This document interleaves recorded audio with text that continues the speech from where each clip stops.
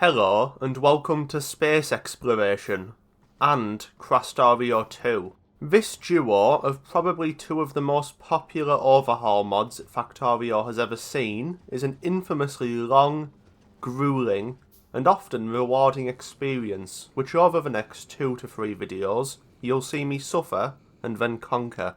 For those unaware, Krastorio 2 is a sort of vanilla extension overhaul which changes some things around to make the early game more complex and adds a lot of endgame content.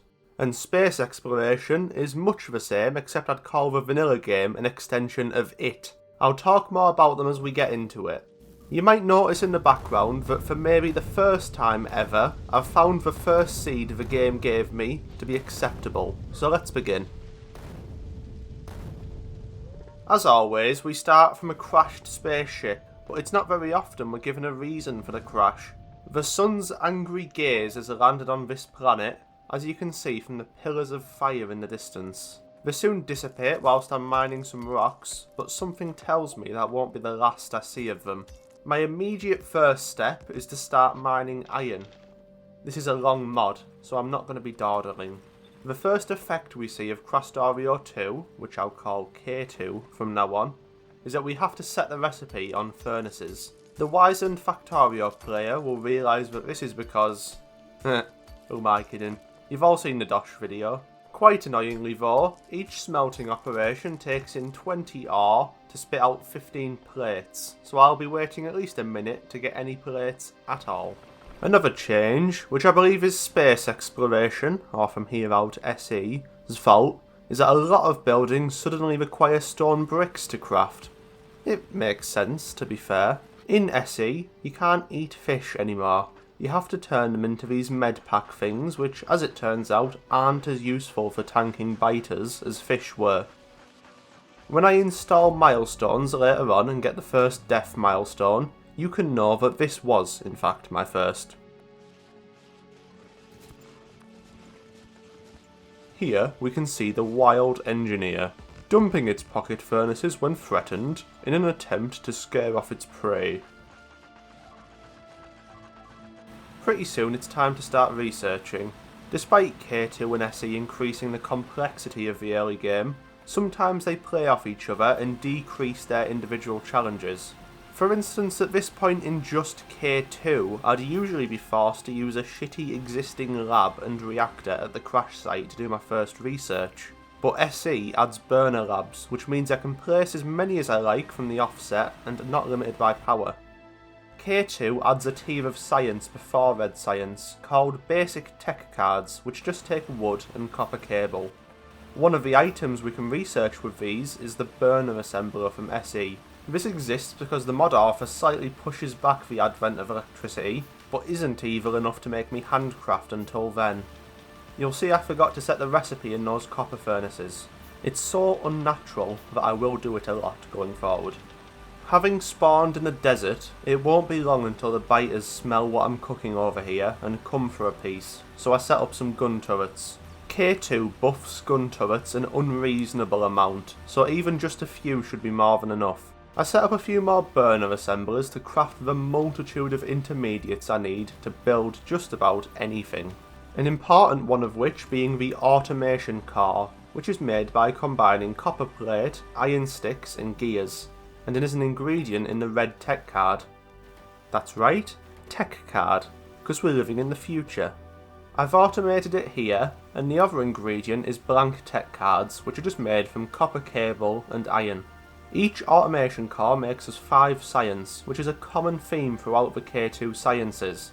They all craft 5 packs, all take the same amount of time, and all take blank tech cards. Anyway, our base has become sufficiently tantalising, and the biters have come to take a bite. This many biters in vanilla would put the fear of God in me normally, but the aforementioned gun turret buffs absolutely shred it. That nest is evidently far too close though, so it's time for me to commit the first act of my interstellar conquest. K2 makes it so you have to actually aim your guns when you shoot, and they don't just auto-lock onto enemies, but in return it does a lot more damage. I still go in to finish the job with the shotgun though, as it's just far cheaper. Anyway, you're here for space, not this caveman stage I'm in now, so I'll start putting my foot down, starting by researching everything I'll need for a real base. Pretty soon I've researched electricity, which gives us this rudimentary burner generator which takes no water but is pretty inefficient, as well as the fuel processor which takes in burnable fuel and gives you better fuel for free. With this electricity, I can build a crusher which turns stone into sand which I can turn into glass, and electric miners which I can use to mine.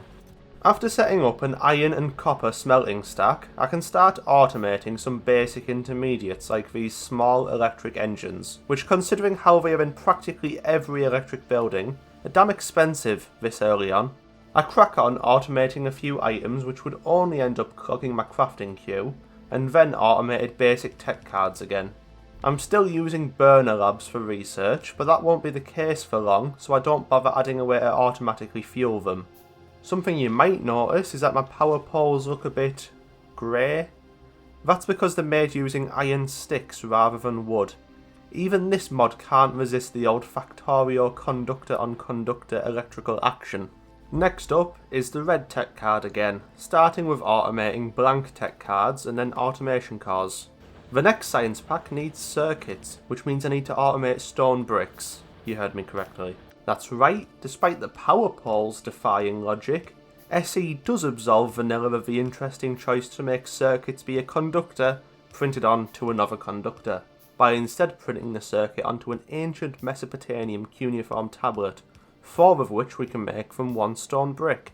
It's a sort of rite of passage for K2 first timers to make the vanilla ratios for copper cable to green circuits, even though K2 makes it a 1-to-1 ratio, but no, SE changes it back, so for once I've done something right the first time. I would show you it working, but the locals noticed me existing peacefully and said absolutely not. Regardless, by combining the green circuits with some gears and of course blank tech cards, I can automate green tech cards. I need steel for a few things I want to get done, so I set that up.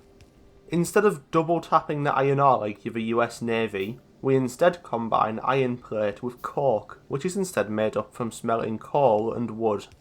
Where's all the wood coming from? These greenhouses I set up earlier with some of that glass, which I forgot to show you because I'm stupid. It's literally made out of water, although there's a better recipe using sand which I literally never use because I can always just place more greenhouses. Anyway, between green tech cards and steel, I've now got access to something very exciting. The anti-material rifle. It's literally just a sniper that trivialises biters for a long time, because you can just stand outside the range of the worms and hold space to destroy a whole nest. The ammo's not even expensive, it's only the rifle itself that needs steel. It's not fast, but who cares? I have expansion turned off, so I don't need to do this too much anyway. A lot of killing and research later, it's time to lay down a real base, starting with the smelting stacks. SE starts you off with some piddly little ore patches right next to your spawn, but there's always then one decent patch of each research in a circle around spawn, so I'll build out to tap the large coal patch first. That's just to fuel the furnaces though. For power, I'm going to tap this convenient oil patch. SE likes to be awkward, so it makes basic oil processing require water, but Providence has given us this little puddle of infinite water right here, so it's barely an issue. My little zoomer brain gets distracted setting up miners on the big iron patch, but getting back on track I place down my power solution for the early game, the humble gas power plant, which takes in liquid petroleum and turns it into a tasteful 4.5 megawatts of power for the small price of coal rolling my entire base and sounding like a diesel engine on a February morning. After tapping my large copper patch, which seems to have the small stone patch grafted onto it, I get that and iron hooked up to my furnace stack and can finally get down to some real work. This starts with transferring my intermediate mall over here, since I don't have time to be handcrafting. I'm on a tight schedule if I'm getting this mod done in less than 300 hours. I set up stone, bricks and sand, coke and steel, glass, and then by combining sand and water I make quartz which can be smelted into silicon. I set up plastic next, and by combining that with glass and silicon I can make electronic components, which are incredibly important for a lot of production chains. I rebuilt green circuits in this new base, and then by combining them with copper wire and electronic components we get red circuits. Ingredient 1 for blue tech cards. Ingredient 2 is multi-cylinder engines, which are made by Voltroning together some single-cylinder engines with steel plate and gears. Sulfur is not ingredient 3, but sulfuric acid is. Ingredient 4 is of course blank tech cards, and the final ingredient has been hiding under our nose this entire time, the humble glass pane. 4 hours in, and we're just about getting blue science. In vanilla I'd hoped to be doing yellow or purple by now, but given the circumstances I don't think I'm doing so bad. There's no point rebuilding the first 3 sciences in the new base until the old one runs out of juice, so instead I'm belting those sciences over to near the blue science production so I can get researching. I've got the lab set up to accept 6 science packs, since that's how many we'll have before these labs become irrelevant.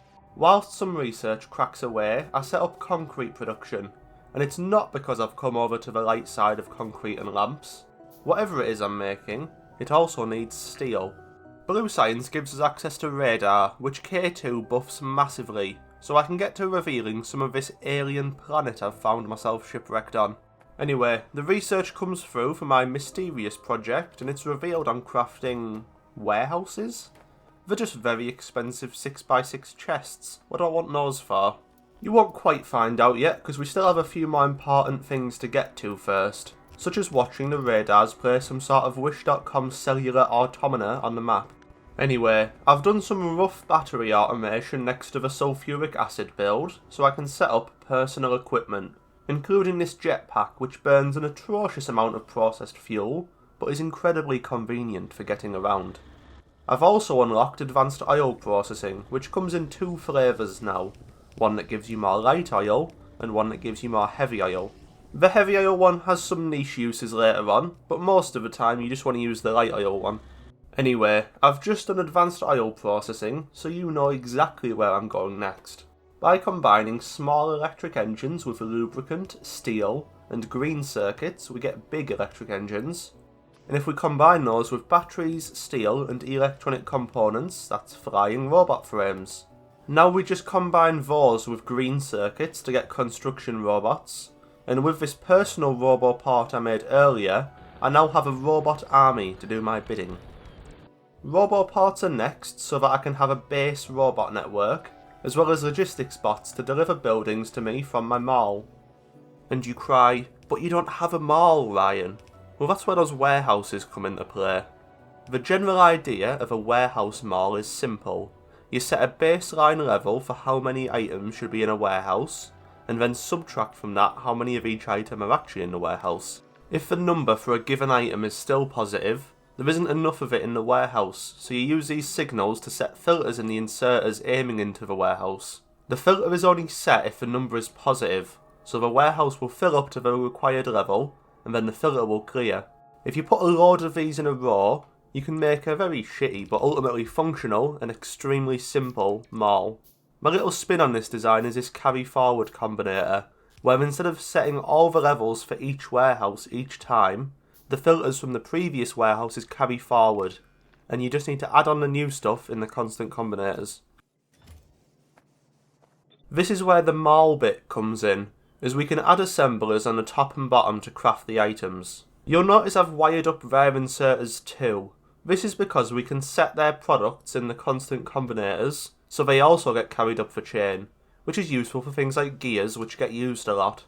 Once I'm crafting all the intermediates, I can automate buildings off the mall, and instead of passing them back into the warehouse, they can come out into provider chests, although things like inserters, which are buildings and intermediates, can do both. This is all stretching my iron supply, so I go to expand the mine, and then add a second smelting stack, which is when I realise that I fucked up the spacing on these furnaces, and it will only really fit 3 stacks here instead of 4. Spoilers, I get a better method before I need to add more stacks anyway. As a quick aside, I use an electrolyzer to split sand and water into hydrogen and chlorine, chlorine being used to mine rare earth metals, which I'm sure I'll find a use for at some point. For now though, I find this goated ass recipe, which for some reason I didn't think was any good, so I changed back. Little did I know, the allegedly rare earth metal will eventually become a waste product I wish I could use more of. Anyway, it needed doing at some point, so I set the first 3 sciences back up in this new base, as well as setting up a new one, military science. It needs blank tech cards, electronic components, and these beta data cards which take biomass, coke, and steel. Biomass comes from mining destroyed beta nests, which I've been killing quite a lot of in the background. But that's not very heckin' wholesome automated, so you can breed it in these biolabs by combining 2 with petroleum and oxygen to make 5. Oxygen just comes from these air condensers which consume an absurd amount of power to make gases out of thin air. Literally. Anyway, with all the Nalvesian science set up, I'd quite like to look at going to space, starting with setting up way more plastic, which we'll use for LDS. I'm starting to build so far out that there's cliffs in my way, so I jury-rigged some cliff explosives together. In grand news to all my 1.1 gamers out there, rocket control units have made a return for K2SE, and along with LDS will be another ingredient we'll need if we want to get to space. LDS takes glass, steel, plastic and copper to craft, so it's pretty damn expensive. And RCUs take red circuits, glass, iron and batteries. Not quite as bad. I then turned stone bricks back into ancient stone tablets, demons not included, and combined those with iron plates and sulphur to make heat shielding. I got the foolish idea in my head that I would be producing any substantial amount of rocket fuel, but I soon realised that I've not the power nor need for it, as each of these atmospheric condensers need 2.58 megawatts, and each rocket fuel refinery needs like 8 of those. I do eventually manage something semi-functional, however. All to feed this, the satellite rocket silo. It'll start producing rockets as soon as I fill it with productivity module 1s and replace the belt, but it's pointless to launch one without a satellite, which needs LDS, rocket fuel, red circuits, glass, radars, which I've just decided to build in the mall, and, oh fuck, power. Turns out my plastic demand has sucked my petroleum tanks dry, and no petroleum means no power. I build this pump to only let petroleum go to plastic when there is a decent amount in the tank, but it's only really a band-aid solution over my very poor oil production. I spent a while nursing the factory back to health and improving oil production, and then returned to my rocket area with only one thought. I really fucking need solar panels. They're pretty expensive and complicated as you can see from those belts, but it's not just for power. Solar panels and accumulators were the last 2 ingredients I needed for the satellite. It's not long before the satellite crafts, but we're still waiting for the rocket, which is strangled by a lack of LDS fueled by a lack of glass, to fix which I need to go and cover more of that stone patch. I also significantly embiggen my crusher operation, not just for glass, but also for all the silicon we need for solar panels. With the glass shortage fixed for now, a rocket finally completes, and I can place down this landing pad. I launch my rocket off into space, which is not the end of the game, not even 10% of the way there, but does give me 200 satellite telemetry, radar vision that lets me view anywhere on the planet remotely, and the location of a weapons cache, which will be of great interest to me. Looking inside the weapons cache, I find a load of biomass, some medkits, some requester chests, which we wouldn't normally get until way later, and a fucking handheld railgun.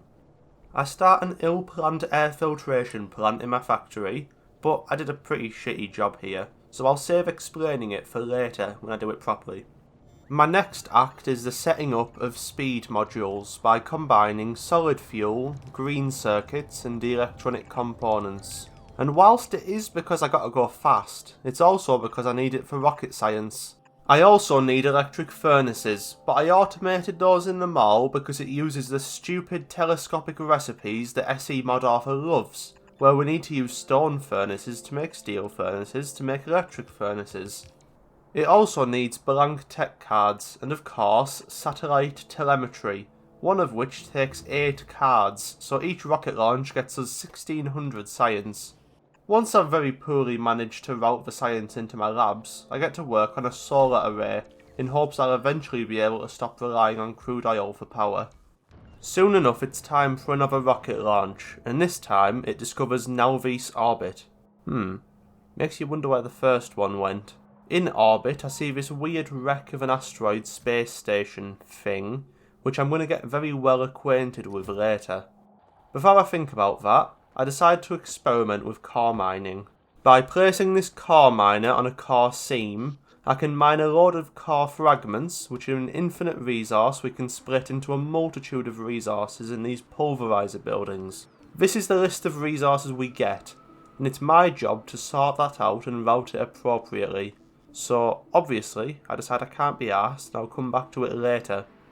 Keep an eye on that pyroflux though, it's going to be important.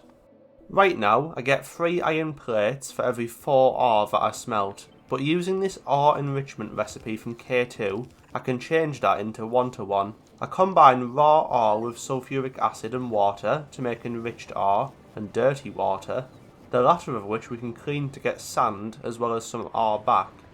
There's an exactly equivalent process for copper, but I'm not using enough of it yet to feel like I need to use that recipe. Rocket number 3 soon launches, discovering Kolga, moon of Nalvis. It's got a few interesting resources we're going to get to later, but besides that it's not really too exciting.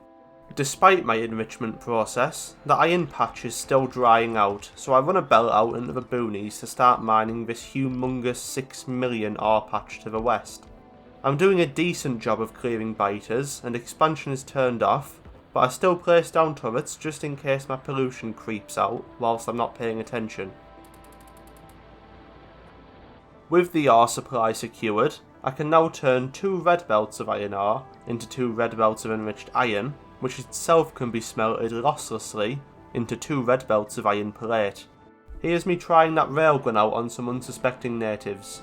I'm sure in the past before the nest health scaled with evolution, it was pretty scary, but now that it too hits them, it's not quite as imposing. I set up blue circuits next as they're needed for a lot of space buildings. The green circuits in the recipe have been replaced by rare earth metals, which surprisingly makes them quite cheap compared to vanilla. If I'm thinking about getting to space, I can't hitch a ride in one of those satellite rockets, but this can help me. A cargo rocket silo. To build a cargo rocket, we need 100 cargo rocket sections and a rocket capsule. You can see the ingredients for the capsule here, being quite similar to a satellite, but the sections are a complete other story. They take LDS, RCUs and heat shielding as you probably expect, as well as cargo bays and fuel tanks. Both of those take an absolute kludge of items, from iron chests to blue inserters to fuel tanks and pumps. They're pretty annoying to make, but also pretty low volume, so it's not too bad. So I've got a space capsule, and the rocket sections are slowly crafting, but that's not all. We also need a massive amount of liquid rocket fuel, which is crafted from the solid rocket fuel we were using earlier, so that means I need to actually provide a significant amount of oxygen. To stop it crippling my power grid, I set up efficiency...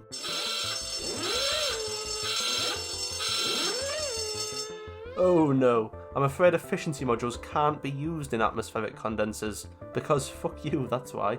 More solar panels it is, I suppose.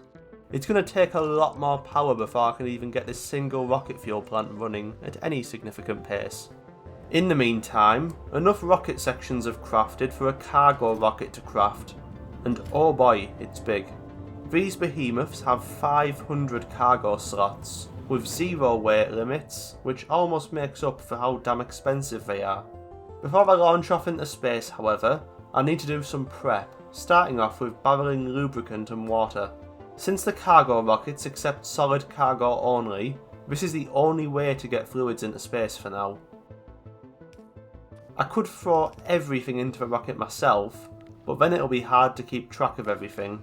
My idea instead is to make a sort of shopping list in a constant combinator, and then use the handy dandy requester chests I found in the weapons cache to have bots deliver everything I need. The constant combinator sets the requests in a chest, and similar to the warehouse mall, the contents of the silo is subtracted from the request signal. so the rocket should fill with exactly the number of items we specify in the combinator. I've not mentioned them, but you might have noticed the periodic meteor strikes that have been occurring whilst I've been playing. These destroy random bits of factory and are incredibly annoying, so before I leave to somewhere I won't be able to repair things, I set up some meteor defense ammo and these massive meteor defense installations, which can protect the entire planet and its orbit from strikes at the cost of a fuckton of power. With power in the back of my mind, I decided to set up a uranium mine in case I wanted to transition to nuclear power, forgetting that K2 makes this infeasible, at least until I get Kovarex, which won't be for a while. Anyway, I've filled my cargo rocket up with a sufficient amount of shit, so it's time to hop in and launch to Nalvis orbit. I forgot to turn off the constant combinator with all the requests before setting off, so the next rocket is going to start getting filled with shit I don't necessarily need, but there's nothing I can do about that whilst launching.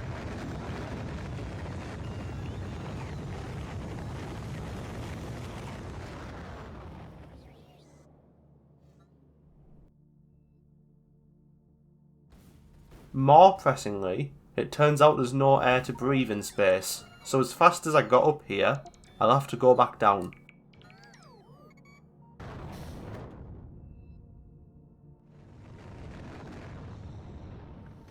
Back on the ground, I combine plastic, glass, heat shielding, steel and copper to make a secure canister, and then combine that with a blue circuit to get an empty life support canister. I can then fill that up with coal and water to make a full life support canister. Each of these canisters gets me a whole 5 minutes of air up there. Once it's used, it turns into a used canister, which we just need to rinse out with water to be filled back up again. I also crafted a thruster suit, which is required for you to use life support.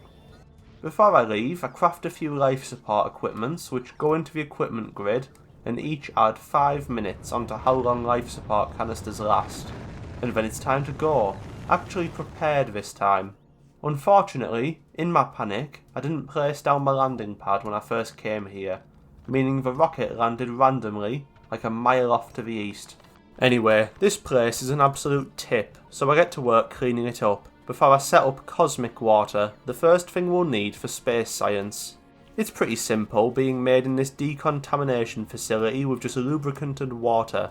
Made even easier by the fact this weird asteroid station thing had a few requester chests left around on it. There's yet more items I neglected to send up with me, so whilst I wait for a rocket to launch, I tried placing down a landing pad and trying out some of the new weapons I found up here. The next 3 ingredients space science needs is stone, blue circuits and rocket fuel, all of which we can launch from the ground, but the 5th and final ingredient is space belts, which we'll need to make up here. They take lubricant, LDS, steel and small electric engines, which all in all makes this a pretty expensive science, but now that we're in space, the expected amount of science we'll need drops significantly. As you probably guessed, based on the fact there's a space belt, you can't use normal belts, pipes, or indeed most buildings in space. Instead of assemblers, we have space assemblers, and most other buildings have similar analogues, although they're usually much larger than their ground counterparts. Space assemblers aren't even the extraterrestrial assembler's final form. This is the Space Manufactory. It's 9 times bigger than a normal assembler, 10 times faster, and is pretty fucking expensive. I got this one for free from the space station, because I've not even researched them yet. That's much better space science production. Because of the speed of some of these buildings, most science from here on out only really needs a single assembler. The first rocket capsule I used to return to Nalvis was already here, but when you launch a rocket, the rocket capsule is preserved, so I can ride it back down. There is an emergency burn which straight up deletes half your inventory and ruins the capsule in return for a free ride back to Nalvis from anywhere in the universe. But by just bringing a bit of rocket fuel I can return safely from orbit. My pollution is spreading dangerously far to the south here, so it's time to test my new weapons with a live studio audience. Honestly, this bio-block gun is quite disappointing, as it doesn't really seem to spread through the base as I expected it to. and I already had low expectations for the cryo gun, but was pleasantly surprised to find it was pretty good for killing the biters, if not the nests. As it turns out, the best way to do this is still just to pull out the railgun and barcode scan the nest. All of this rocket launching is stretching my copper production past its limits, so I tear down my old base to finally make space for copper enrichment. It works precisely the same as iron enrichment, so I won't linger. It also doesn't hurt to set up productivity modules and put them into all my rocket production machines. Remember the pillars of fire from the start of the game? That was a CME, and we will have another eventually. I actually have stuff to lose now, so I place down this umbrella defence which can deflect them for the cost of a lot of power. Fortunately we will get a lot of warning when one's coming, so I don't need to worry too much about scaling up for now. Remember the core mining I set up about 1 million years ago? I decide I can actually be bothered to connect it up now. Except uranium. That gets a box because it's on the absolute opposite end of the base. To progress any further now, we need to go to 2 other planets and get 2 materials. Cryonite for one science pack, and Vulcanite for another. Remember Kulga? Well, the space map says that it allegedly has Cryonite, but by terrible luck, absolutely none has spawned, so I'll have to look elsewhere. This planet Fuji looks like a good candidate for Vulcanite, and also has holmium which we'll want later. But I really want Cryonite first, as it gets me utility science, and therefore requester chests. I'll have to launch some more satellites to find a suitable planet, so in the meantime I head back up to Nauvis orbit to sort some things out. I add some chests to the landing pad so that I can send things to orbit and have them automatically be put into the logistics network, and then make this thing. Those are delivery cannon receivers, which catch delivery packages that are shot from delivery cannons on the ground. Say it with me now. I'm using the same sort of system as from the warehouse mall to get a set amount of items into this chest automatically. This time using that signal transmitter to get the requests to the ground where I'll be building the cannons. It's worth noting that I'm sending the item count down as a negative, meaning that if the power drops out, my cannons won't just start blasting from the hip until the chest fills and it starts bombarding my base to smithereens. Also, whilst I'm here, I make this recycler to turn empty barrels back into steel, so that I don't have to launch them back to Nauvis, since we'll need steel up here anyway. Unfortunately, small electric engines can't be delivery cannoned, so I'm crafting them up here from raw materials I'll launch up. I'm also using the rare metal recipe now, because it takes less launches per engine, and since setting up core mining, rare earth metal is now a waste product I need to use up. I forgot to record actually building delivery capsule production, but it's a combination of copper cable, explosives, LDS and heat shielding.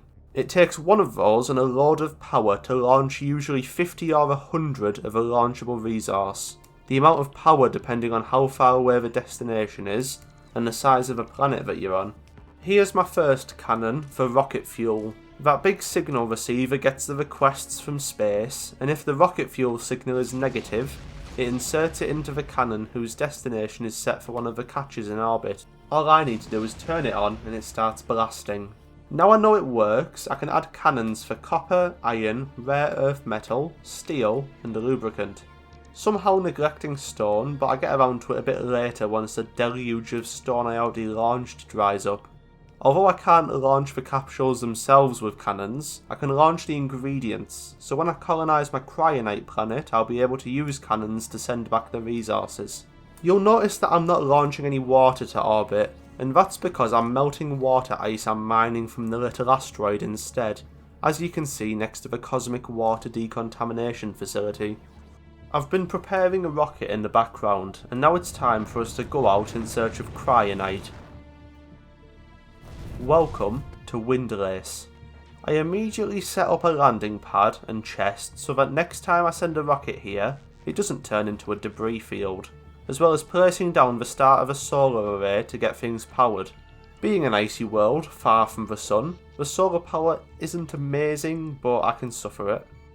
Realising this, I also set up a small coal power plant using burner generators. They are outclassed by steam in all ways but one. They don't need water, and that's important because even though the ground is literally made of it, this planet has no water or ice. we'll need to import any that we need from Nalvis. With no further pretense, it's time to get what we came here for. Cryonite is mined from the ground just the same as any other ore, without even a fluid required, although it does have a higher mining time than what we used to. The first processing step is then to crush the raw cryonite into cryonite powder and some sand. 200 sand turns into 1 landfill, so the answer to this sand byproduct and every other sand or stone byproduct in this mod is to just make an assembler and a chest and forget about it. Each iron chest has the storage capacity to hold 2 million cryonite ore worth of sand, which might be more than I use in 100 hours. For the rest of the process I need water and heavy oil, which I'm importing from Nalvis using delivery cannons. It works almost exactly the same as the requests to Nalvis orbit, except I'm using a different channel on the signal transmitter and receiver, and it costs a lot more energy to send a capsule this far. The barrels are just going into a warehouse, but they probably should be recycled back into steel eventually, to improve storage efficiency by a factor of 10. Anyway, in the next step we need to combine the cryonite powder with steam to make cryonite crystals and water, the latter of which can be boiled again to make a bit less steam than I initially put in. I use a pump to make sure water is only added from Nalvis when the amount in the loop is low. Using these industrial furnaces I recently unlocked as an upgrade from the electric furnace, I can combine the crystals with powder and heavy oil to make cryonite rods, which are very important and is what we're here for. Remember those cannons I set up to launch delivery cannon shell materials? This is where we'll be receiving them. After we've secured our Cryonite and Vulcanite production, I'll then be moving on to 5 more materials I need for the mid-game science packs. One of these resources is beryllium, which requires Cryonite to process, and this planet happens to have a decent amount of it. I thought that whilst I was here I'd get a cheeky bit of beryl mining going, only to be disappointed to find it needs big mining drills, which are unlocked from production science, which needs Vulcanite. Anyway, as far as getting the Cryonite off this planet, I have 4 delivery cannons here, but it's only connected to a single signal receiver set to a Cryonite request channel. My idea is for each destination to broadcast a unique power of 2 when it has a request, and then use a chain of these pairs of combinators which check if the incoming value is odd, and if it is output a launch signal, before bit shifting the value and passing it on to the next pair. So if I have a planet whose power of 2 is 4, then if it needs Cryonite it will send a signal of 4 Cryonite rods and activate the 3rd delivery cannon, so we set the destination of that delivery cannon to that planet. Since we're using unique powers of 2, you can add them together, so for example the number 6 will activate both cannons 2 and 3. It's an awfully convoluted system, but if it works, it works. So now we have Cryonite producing, and the ability to ship it off planet, it's time to go home. Being the captain of Overkill, I decided to ship over an entire rocket silo and the required rocket parts with fuel and take a rocket home. Rocket parts can be stacked into piles of 5 to fit 5 times more of them in a rocket for the cost of a little processing step, and I can just use a capsule of the rocket I rode here on. I vastly underestimated how much rocket fuel I'd need for the return trip, since this is by all accounts a tiny planet, so I ended up having to send more by delivery cannon from Nalvis. After many minutes of waiting, however, I'm ready to leave. So that's arguably the hardest part of utility science done, but it's not all the parts of utility science. I set up rough data substrate next by combining iron, glass and silicon, which is an incredibly important intermediate needed for every science going forward. It's also the first item to have the incredibly annoying property of producing random scrap. Scrap can be turned randomly into ores and some heavy oil in a recycling facility, but for the moment I'll just dump it in a chest and pretend it doesn't exist. Anyway, up in Nalvis orbit I craft a space manufactory, which I'm then going to use to craft a biochemical facility. The biochemical facility can be used to craft chemical gel by combining cosmic water and petroleum, which I can then combine with rough data substrate in a decontamination facility to make polished data substrate. You can actually just use cosmic water to polish data substrate, in return for having to clean up some contaminated cosmic water and getting some scrap. which is actually a better way of doing it that I'll switch on to later on.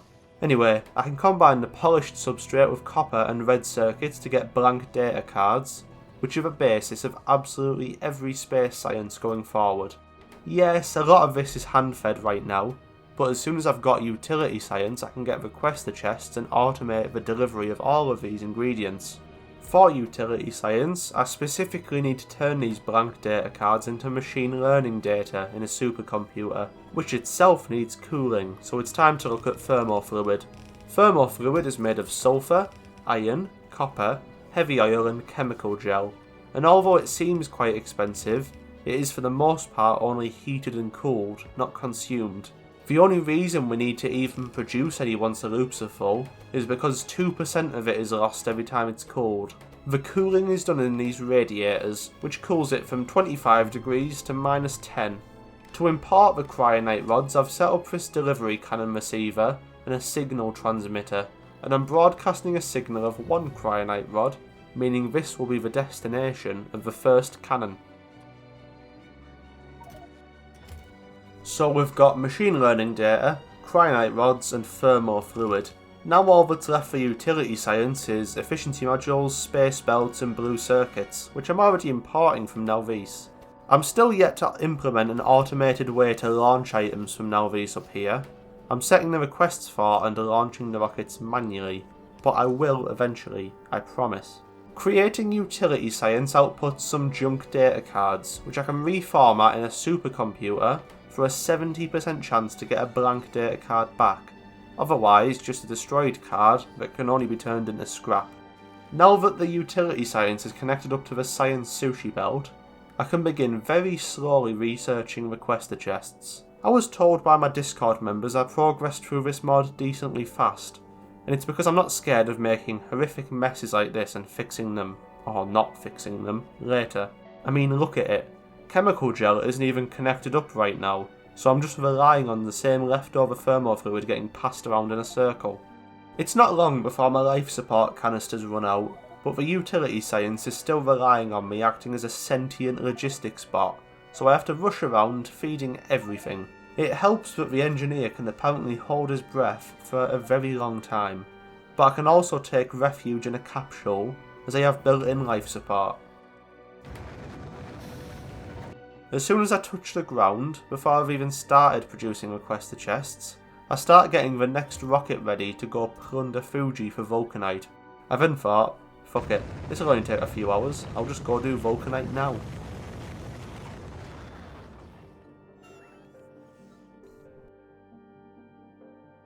Landing on the surface of Fuji, I almost immediately realised I forgot to bring a landing pad with me, so the next rocket we send won't be landing softly either.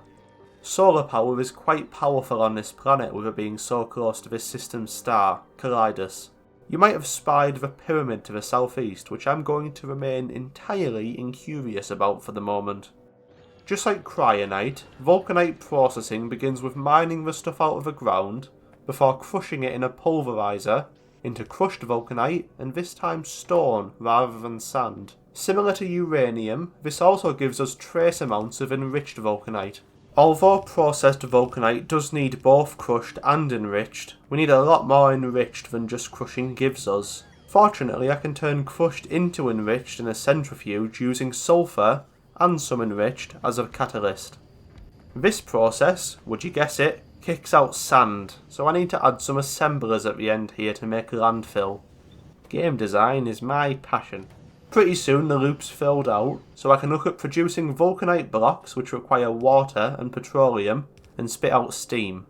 The water and petroleum of course need to come in by delivery cannon, and I can use a condenser turbine to recycle that steam back into water, although we don't get all the water back that we put in. Once the first few deliveries arrive, the blocks start producing, and that's our second space material secured. Unfortunately, the condenser turbine only runs at night when the solar panels are inactive, so I need a tank to store the steam produced during the day. All that's left to do now is copy my delivery cannon shell production from Windlace and make a warehouse to store the barrels, before placing down the delivery cannons. It's then time to just go home, this time using the emergency burn on the capsule.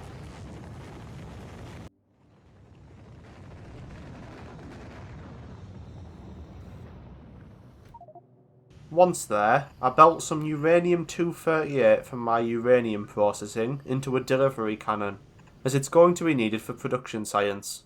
I also finally put the requester chests to use making a bot mold, especially since I need to automate electrolyzers for lithium, another ingredient of production science. It starts by electrolyzing water and sand into hydrogen and chlorine, which we then combine back together in the exact same ratio into hydrogen chloride. Don't think about that too hard.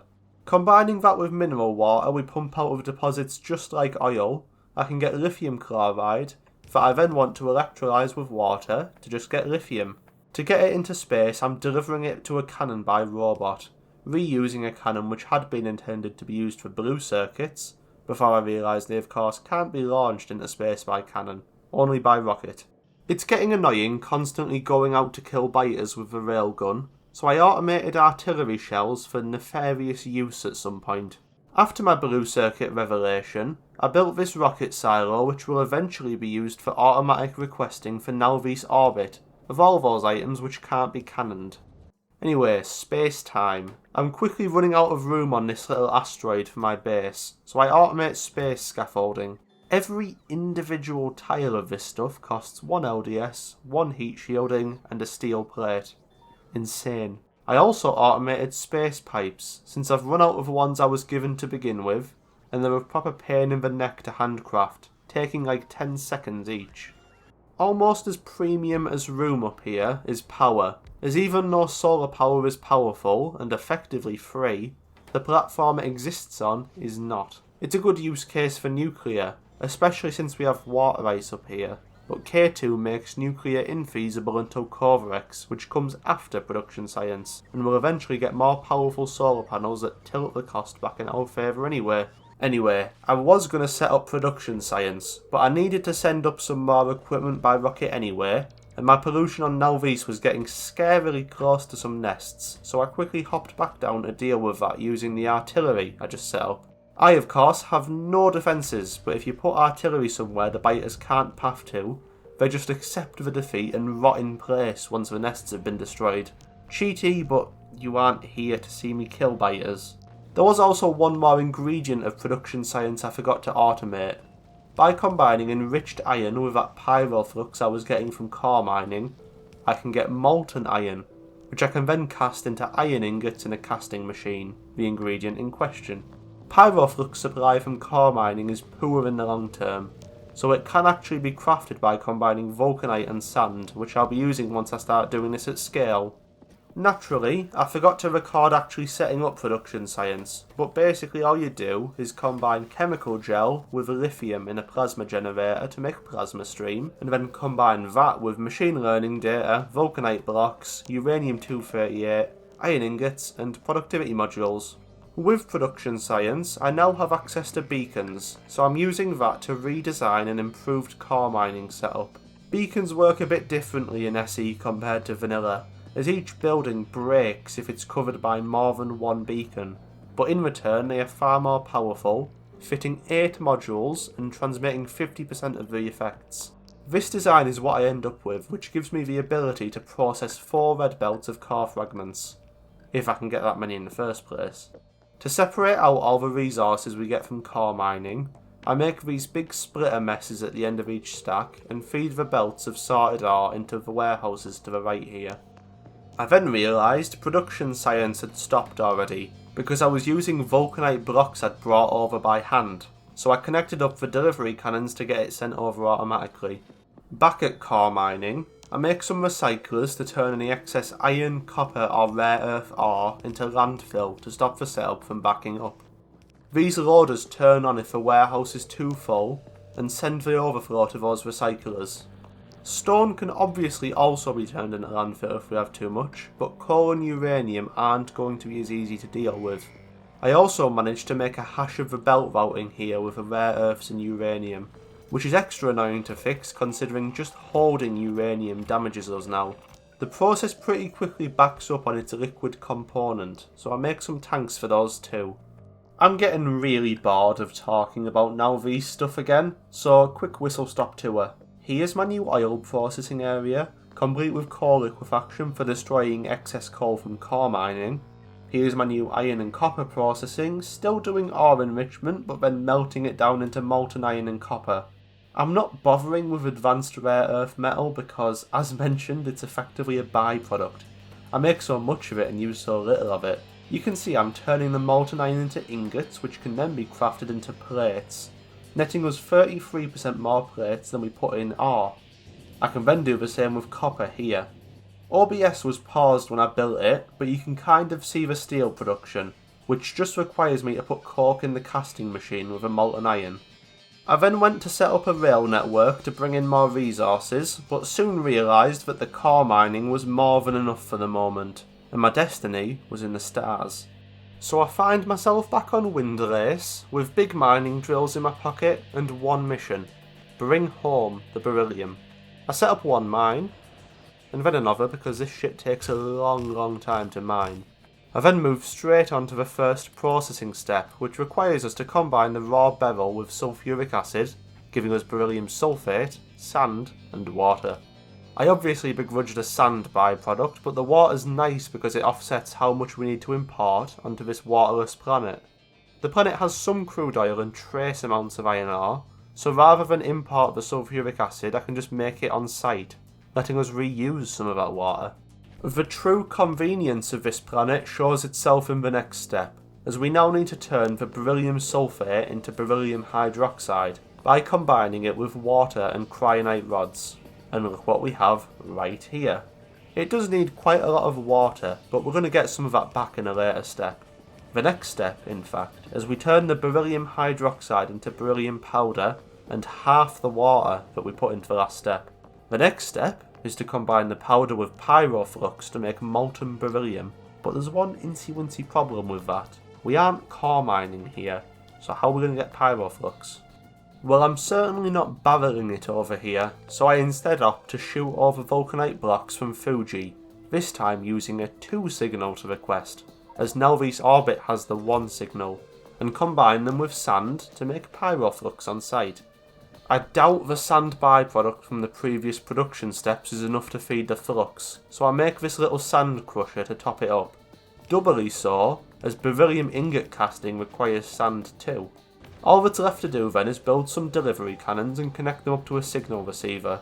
Adding all these delivery cannons completely nukes the accumulators as they charge up for the first time, so just in case, I connected up a load of burner generators to another coal patch as supplementary power. Immediately, I head to Nelvis orbit so that I can find a use for all this beryllium. I begin by crafting multi-spectral mirrors in this space manufactory by combining LDS, glass, heat shielding, steel, lubricant and chemical gel. Pretty expensive, but it's only used to make buildings, not in science yet. I'm using them now to make telescopes by combining them with space assemblers, glass and LDS. Basically all space buildings are horrendously expensive, but you need so few of them it's not too much of a problem. I then set up the request for beryllium from Windlace because I forgot to do that before. It's just coming in the same way as every other item being launched here does, which is fine because multiple delivery cannons can aim for the same receptacle. Next up, I need blank observation frames, 5 of which can be made from 1 coal, glass, steel, and 10 light oil. As an aside, because my stupid ass is incapable of locking in, I set up a bigger and better uranium processing, pulling from my core mining, because, not the science I'm currently working on, but the one after, requires a significant amount of uranium-235. It's honestly remarkable I get anything done. I also had to import Vulcanite to make pyroflux, since I burnt through everything I accumulated from core mining very quickly. Anyway, up in space I've got a hypercooler turning my cool thermofluid into a 50-50 split of hot and cold thermofluid, and the cold is being used to cool these telescopes to turn blank observation frames into 3 different types of observation: UV, visible, and infrared. We then use these Astronomics facilities to combine 10 of each into 1 corresponding data card.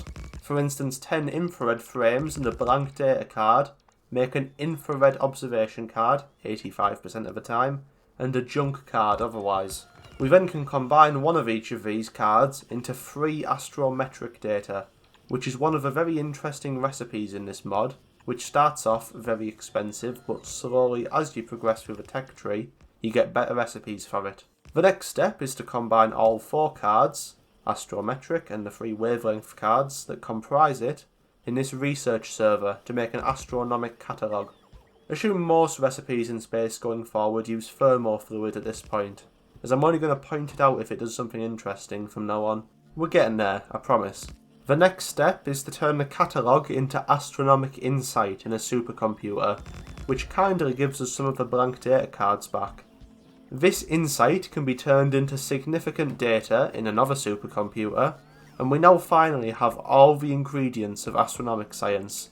The science itself is crafted in a research server by combining beryllium plate, crafted from beryllium ingots, significant data, astronomic catalogues, and astronomic insight. Nearly 40 hours into this run, I get my first significant data, and soon after, my first astronomic science pack is produced. Tier 1 astronomic science anyway. There are 4 mid-game science paths I need to progress through, and each of them have their own unique resource and 4 tiers of science.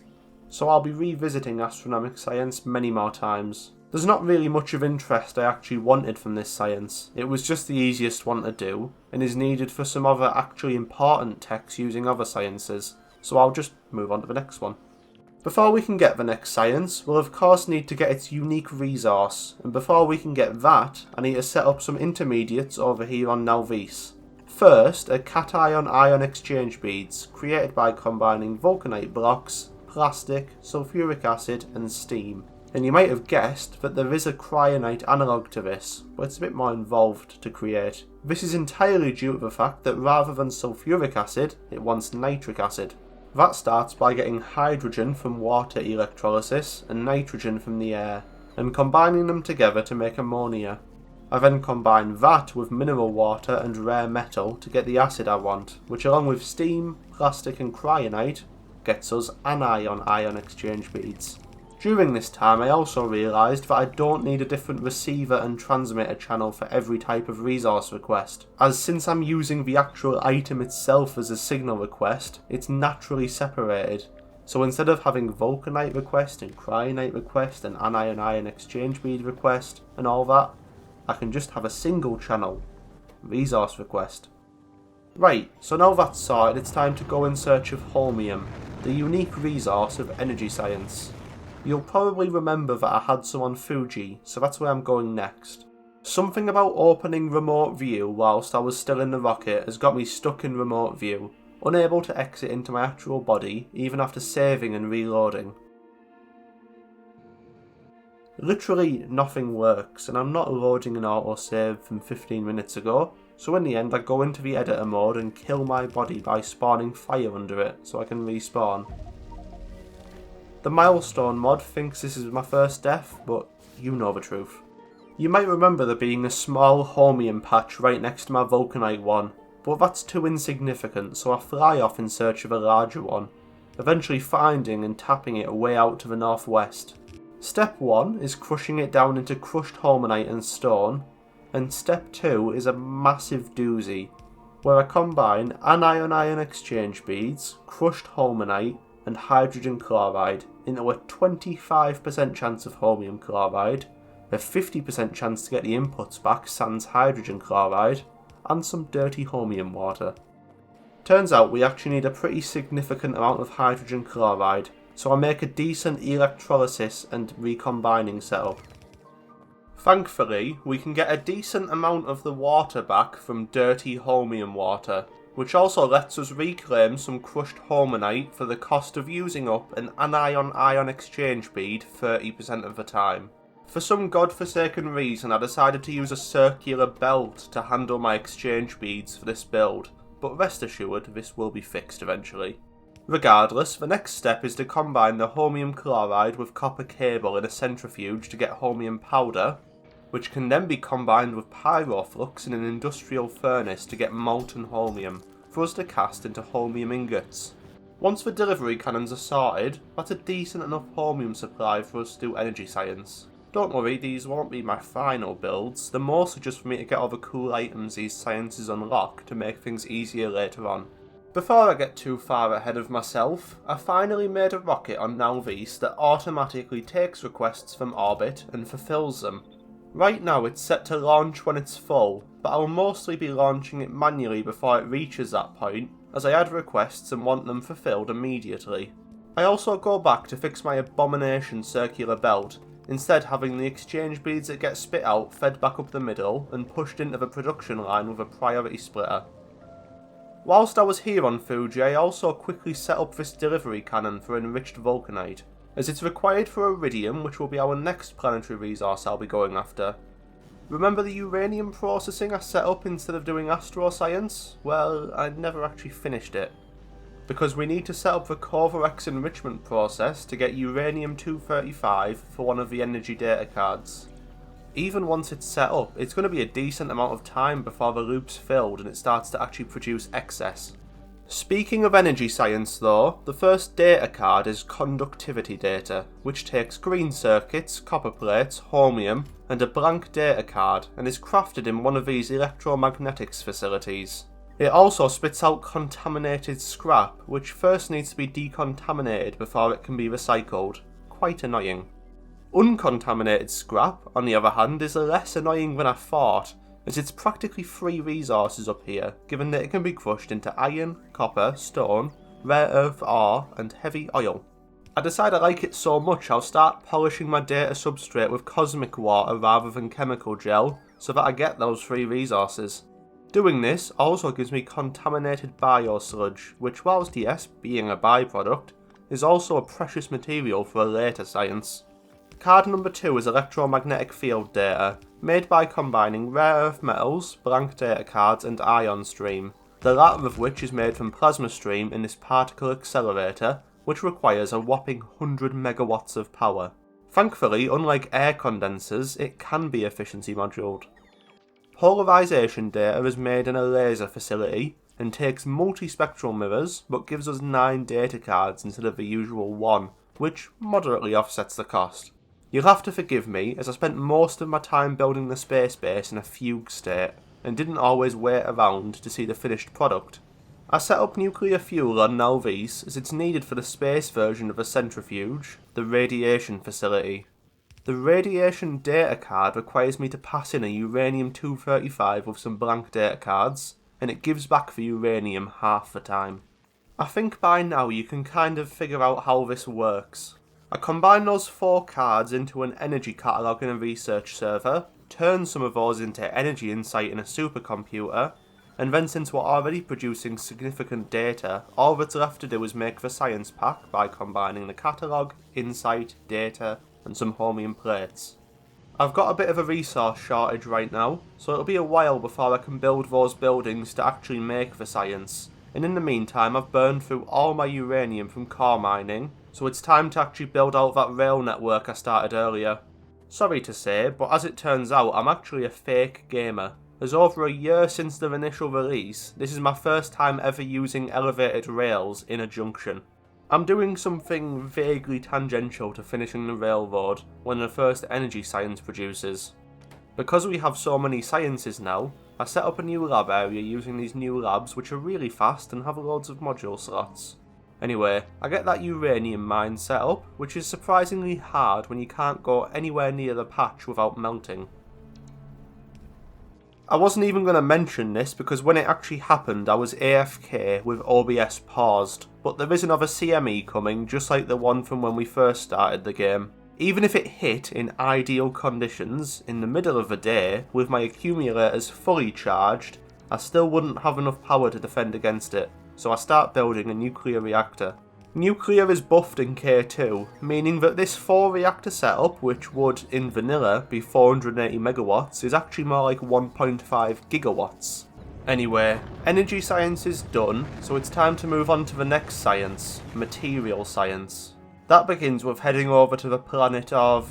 Gobinu? I set up my landing pad and obligatory solar farm, but we need to do some more setup before I sort out this planet's resources.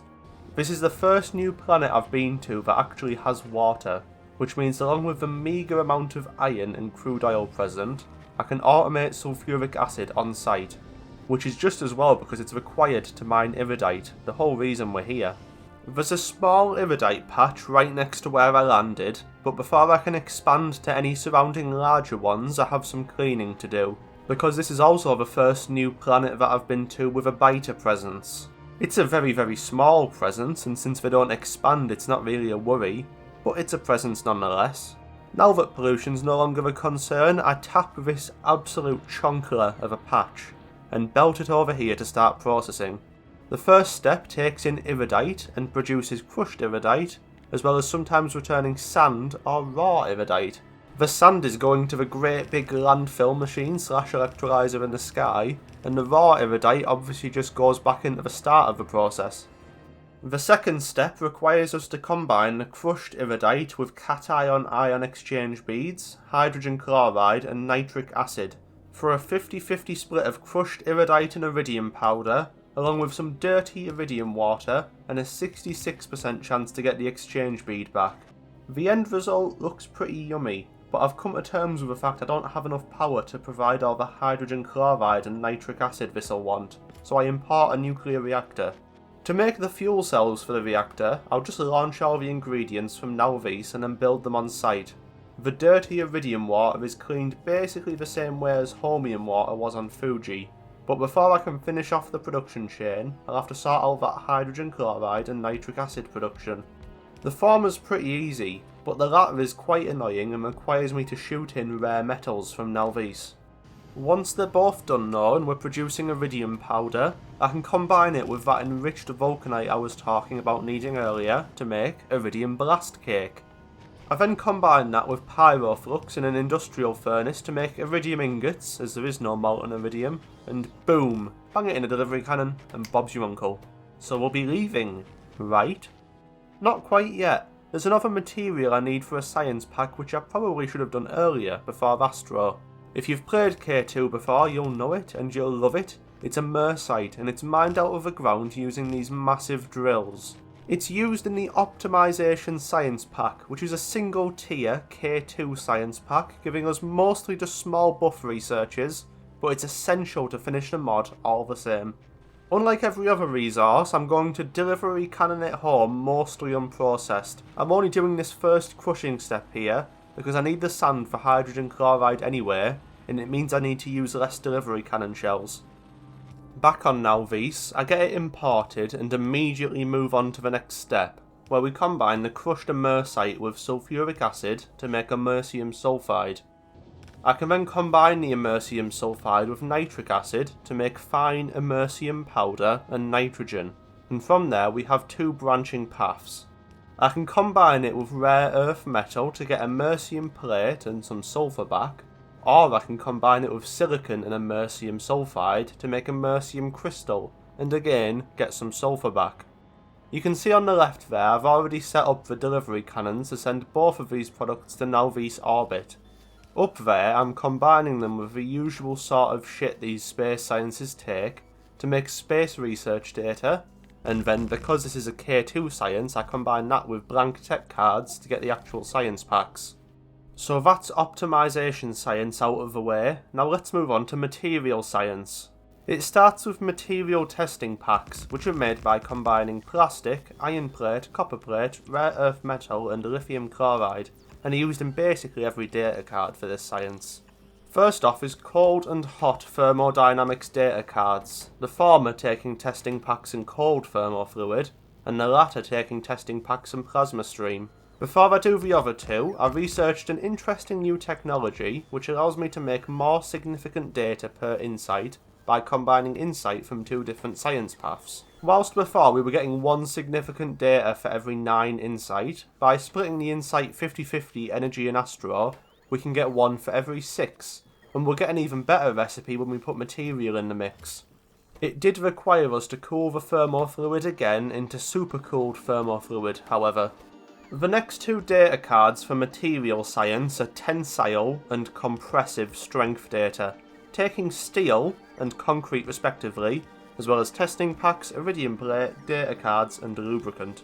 Some of these buildings have interesting ingredients, such as the laser facility from before, taking laser turrets, and this mechanical facility wanting gun turrets. Anyway, those 4 cards get turned into a catalogue, which gets turned into insight, and then that into science. Most excitingly though, we get a better significant data recipe. 4.5 insight for each significant data now. Down on Nalvis, I quickly set up air filters from K2, which are blatantly overpowered and trivialise biters, since we can cheaply hoover up basically all the pollution we create. Back in space, material science produces a lot of scrap, so I'm setting up a large scrap recycling facility, as well as some thermodynamics facilities, the space equivalent of furnaces, to smelt the ore that it produces. We're not done with material science, however, since as I mentioned before, each of the main space sciences, astro, energy, material and biological, have 4 tiers, so I'm going to dive straight into the second tier of material science. My intention with this was to unlock space elevators, which allow you to send trains between the orbit and surface of a planet, but I quickly realised that they're expensive to build and even more expensive to maintain, so it'll have to be left for after I go back and increase production of all those unique resources. Anyway, step 1 of Material Science 2 is making heavy girders, which just take iridium plate and vulcanite. Just like tier 1, we need 4 data cards, and I'll start off with rigidity data, which takes heavy girders, and impact shielding, which takes a heavy girder, iridium plate, and a fucking locomotive. Given that it spits out 1500 scrap, it doesn't take a genius to guess what's going on in there. Corrosion resistance data just takes glass and iridium plate along with some chemical gel, and then pressure containment data takes a fluid tank and a load of cosmic water, most of which is given back. That was pretty easy, and we can combine these 4 cards into a broad material catalogue. The broad catalogue not only lets us craft Material Science 2 once that's researched, but also if we add it to our Material Insight recipe, gives us more insight per catalogue. I don't know if it works out cheaper because of how many resources it takes to make the catalogue, but if we need to produce it anyway, then it kind of makes the lower tier sciences cheaper as we unlock more of the higher tier ones. The science pack soon researches, and you might be looking at the runtime of this video and think there's no way I get much more done this episode, but once you've got the unique space resources, the sciences just sort of fall together, hence the less than 2 hour gap between Material Science tier 1 and 2. Next up I'm doing Astro Science 2, which is basically the same as the first one, but with some different telescopes, like these X-ray telescopes which take supercooled thermofluid and multispectral mirrors to make X-ray observation frames. These microwave telescopes are just like the old ones but taking supercooled fluid, no other strings attached. And yes, these have both just been recoloured signal transmitters and receivers. For the next card, I just pass astrometric data into a laser facility to get gravity wave data, and I then put astrometric data into a gravimetrics facility to get gravitational lensing data. This all needs a lot of astrometric data, but thankfully these new observation data cards I got from the new telescopes unlock, you guessed it, a better astrometric recipe. These improving recipes are so nice they almost make up for the stone and sand byproducts. The new cards are used in a broad astro catalogue and blah blah blah blah, Astro Science 2. Literally 15 minutes after I finished Material Science 2. Before I move on to another science, I'm heading to Collidus Asteroid Belt 1, because I saw something earlier that interested me. This is a spaceship, and after I realised how expensive space elevators are, my goal for this video switched from unlocking those to unlocking spaceships. I get this one for free, but it's pretty shit, and since it only has ion thrusters, it's unable to land and take off from planets, only moving between orbits and asteroid belts. After I've repaired it with the onboard materials provided to me, I can set off to Nalvis orbit, with some gun turrets placed to help defend against asteroids. Any of you familiar with space platforms in Space Age will be vaguely familiar with how this works, except spaceships cannot gather materials in flight and must get all of their fuel and ammo from external sources. We get there mostly safely due to my gun turrets with uranium ammo, and here it can stay for now until my nefarious purpose for it materialises. Anyway, time to move on to Energy Science 2. I start with putting just a data card into a laser facility, which gives us quantum phenomenon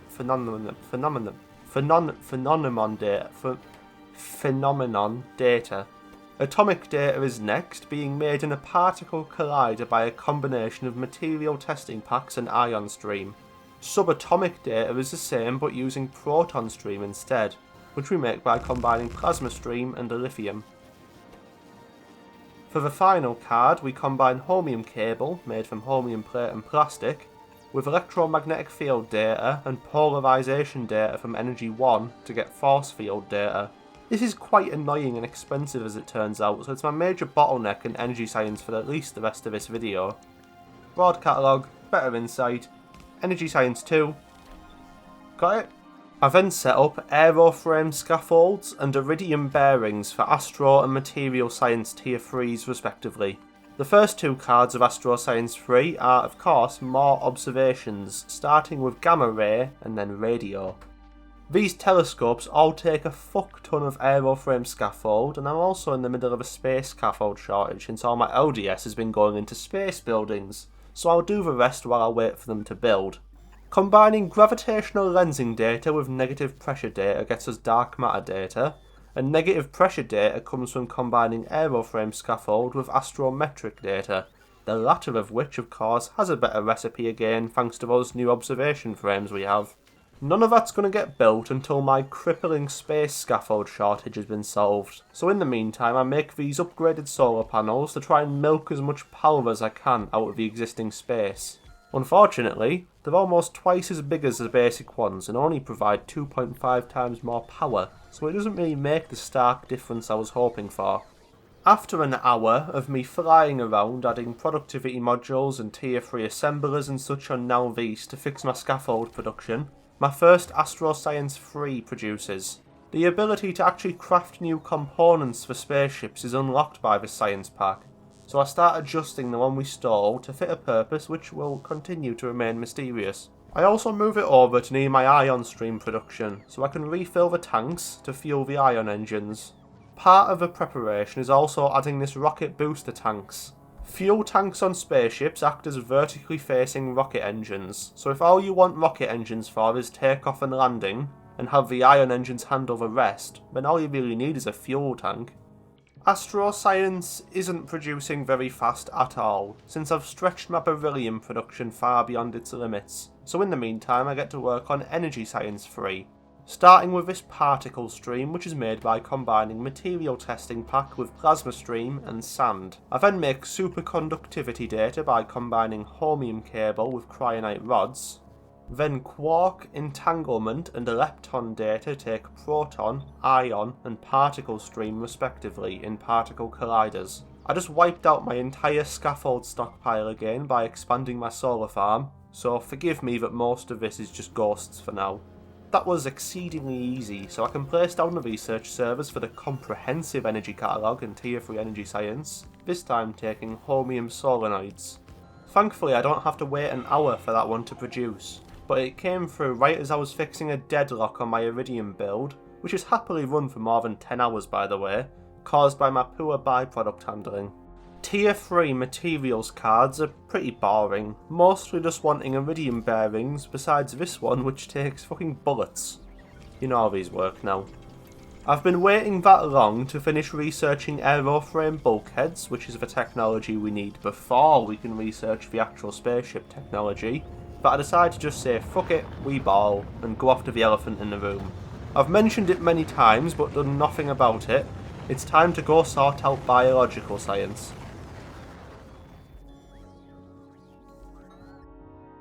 I arrive on the planet of Gardinia, and this time I've brought nuclear fuel cells with me.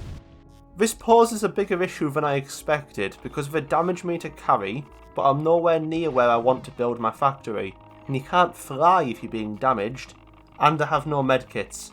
Whoops. I get most of the way to where I want to build my base, but my health is too low, so I have to leave the fuel cells in a chest for me to come back for later. I get to my target site and make a little clearing by a lake where I can build some solar panels, a nuclear reactor, and my landing pad. After a long wait, because health regenerates very slowly without med packs, I can go and get the rest of my fuel cells to place in the reactor. I started making everything needed to set up meteor defense ammo and delivery cannon shells when I remembered my devious plan and decided I don't need the delivery cannon shells. You might be asking why I'm even bothering with a meteor defense, since I haven't done so on other planets. This is because Gardinia has the very frustrating property where instead of meteor strikes just randomly smiting parts of your base, it spawns biter nests instead. I can deal with my nuclear reactor getting blown up by a fuck-ass piece of space rock, but I will not stand for having to come here and clear biters again. Anyway, we're here on Gardinia for two resources, Vitamelange and Vitamelange core fragments. I've not done any core mining outside of Nalvis until now, but essentially how it works is each planet has a main resource, and you get that resource's core fragments when you core mine that planet. These can be crushed to give you the planet's main resource and some regular core fragments, but funnily enough I'm here for the core fragments themselves. Vitamelange on the other hand is just mined straight out of the ground. It doesn't even need big mining drills, but I'm using them anyway because I brought them here thinking I did. I've tapped 3 patches and belted it all here with the core fragments, but for what purpose? If you guessed Spaceship, you were right. I've got this little guy kitted out and hooked up with all sorts of shit in my orbital base. You can see on the right I've added a clamp, which I got 4 of for free with the ship itself, and which can be used to tell it where to land and automate its travel between locations, almost like a train. Once Spaceship's finished researching, I can craft it using some of that aeroframe bulkhead I was talking about earlier, which itself is ridiculously expensive. Everything for Spaceships is made out of it, so just because I've unlocked Spaceships doesn't mean I'm going to be going crazy with them just yet. Also, Spaceships have integrity limits, which restrict how large they can be and how much storage they can have, although this can be increased with research. In this case, I tried to sacrifice an ion booster tank, which still didn't reduce it enough, but getting rid of this requester chest did the trick. Upon landing it on Nalvis, I realised I had a bigger issue. Just the one rocket booster didn't have enough power for us to launch from Nalvis, so I need to add a second one. With that though, we were over on storage integrity again, so I was forced to downgrade the warehouse into a smaller box for now, at least until I could save up enough Astro 3 to upgrade my spaceship integrity. I launched up into orbit so that those space belts could be built, and then I sent it off to Gardinia. Since I removed the other ion engine, those solar panels produce enough power for the spaceship to defend itself with just laser turrets. But I'd like to get my grubby hands on some of those red panels so I can go back to 2 engines eventually. Once at Gardinia, I can stuff this thing up to the gills with all my Vitamelange ore and core fragments, using circuits to limit the amount of each in the box so they don't block the other. Thanks to Gardinia's smaller size compared to Nalvis, the rocket boosters can hold enough fuel to do a round trip without refuelling. But I figured it doesn't hurt pouring a dribble of fuel into it here too. Upon arrival at Nalvis, I just belt the contents out into these chests, because the truth is, I really couldn't be arsed to do Vitamelange processing on its home planet, and decided to bring it home just like a Mersite. I also set the spaceship up to do a loop of going to Nalvis orbit until its ion tanks were full, then going to Gardinia to get the ore and core, and then coming back to Nalvis until its rocket boosters were full, and either the ore or core were at 0 in its warehouse. You'd never have guessed it, but step 1 of processing Vitamelange is crushing it into nuggets. And not only does it give us stone as a byproduct, but also wood. How kind. Quick side note, I just unlocked those red solar panels I was talking about earlier with energy science. They're 8 times more powerful than the regular ones, so with my first spaceship integrity upgrade on the horizon, I'll soon be able to unshit my ship. Anyway, the Vitamelange nuggets can be combined with water and fertiliser in a greenhouse to get Vitamelange bloom. The fertiliser is its own entire pain in the arse, requiring a metric fuck ton of biomass as well as sand, nitric acid and mineral water. On the plus side, that spaceship integrity research finishes and I turn the ship into this monstrosity. Combining Vitamelange bloom with Vulcanite blocks in an industrial furnace gives us a lot of Vitamelange spice and a bit of extract. as well as a methane byproduct which, although I do end up building a delivery cannon for, I never end up using. In a story as old as time, I'm going to need a higher ratio of extract to spice than what this recipe gives me, so I need to use this Corvarex-esque recipe to turn a lot of spice and a bit of extract into less spice and more extract, as well as a bit of light oil, cause fuck me I guess. Anyway, that methane I was talking about, I'm not bothering to use it because it's not enough on its own, and I can get a near infinite supply from Collidus asteroid belt. I set up a decent solar field to power the delivery cannon, and then built this awful thing because I forgot to bring space belts, only undergrounds. And with access to all of his dark materials, we can get to work on Mother Nature's science pack, biological science. Step the first is producing nutrient gel from fertilizer, methane, chemical gel, biosludge and cosmic water. The biosludge we can get from putting the contaminated biosludge we've been collecting from cleaning scrap and data cards through a decontamination facility. We then make nutrient vats by combining it with iron plate and glass. I can then make this genetics facility, whereby combining lithium chloride with blank data cards and biosludge, I can make genetic data. I can then combine the genetic data with Vitamelange spice, nutrient vats and even more biosludge to make biocultures, and combining the cultures with nutrient gel gets us biomass. With all the grandeur of shitting yourself at the school disco, I've created a life. The obvious next step is to set some on fire, which gives us the biocombustion data card. In another silly little Dharma-esque experiment, we test what happens if you crush them to get biochemical data. And if it couldn't get any worse, submerging them in acid gets us biochemical data. Diabolical.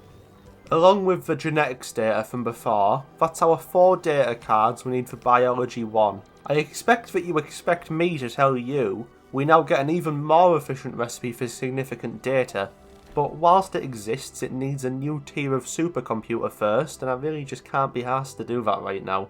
Immediately moving on to tier 2 then, I can combine biochemical data with genetic data to get experimental genetic data, which is used to make experimental biocultures, which is itself an ingredient of experimental biomass. I also combine Vitamelange extract with nitric acid to make vitalic acid. With the experimental biomass, we can set it on fire, again, to get biocombustion resistance data, and it even sometimes survives. We also submerge it in acid again, this time using some vitalic acid, to get biochemical resistance data, and it's often allowed to survive that too. I won't make the same joke for biochemical resistance data, you know what I would have said. Broad catalogue, bioscrubber from coal, glass, steel and vitalic acid, use that for the science pack, sorted. I realised that if I made vitalic acid on the ground rather than in space, that would allow me to use productivity modules, since most space buildings don't accept them, so I rebuild it down here, on the ground, and just send it up in barrels.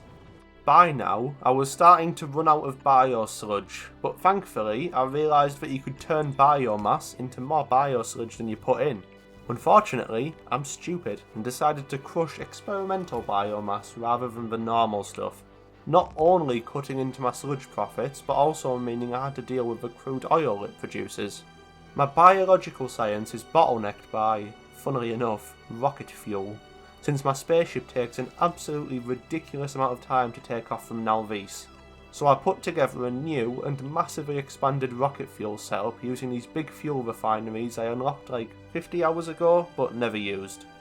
I'm actually experiencing somewhat of a copper shortage in orbit, and since the delivery cannons can't keep up, I make this dedicated area to just turn molten copper into plates and launch them up in a rocket. It's surprisingly convenient because you can set the rocket to just launch whenever it's full and its destination landing pad is empty. Time to pause OBS while I do all of Biological Tier 3 like a boss. Not to worry, it started with decompression data where we expose the experimental biomass to the vacuum of space. It does not survive. I then combined Vitamelange extract with glass, lithium chloride and Vulcanite blocks to get vitalic reagent.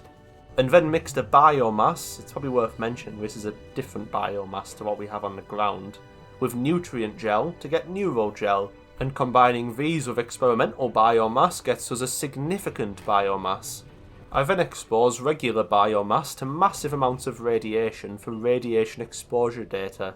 For cryogenics data, we freeze a significant biomass and presumably either launch it into space or shatter it, since we don't get one back.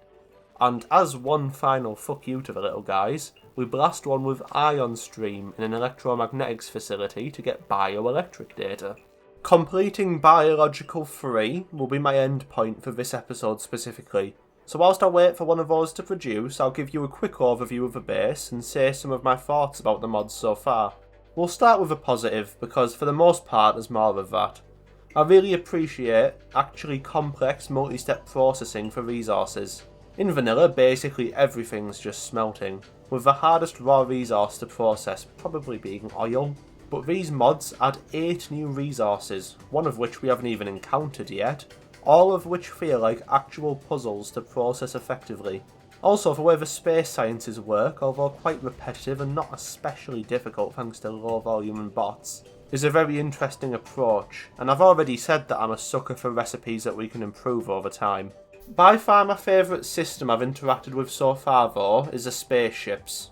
I've barely scratched the surface with them and I can already tell that they're incredibly satisfying and versatile. This is kind of a segue into the negative however, because I almost wish we just skipped the cargo rockets and went straight to spaceships.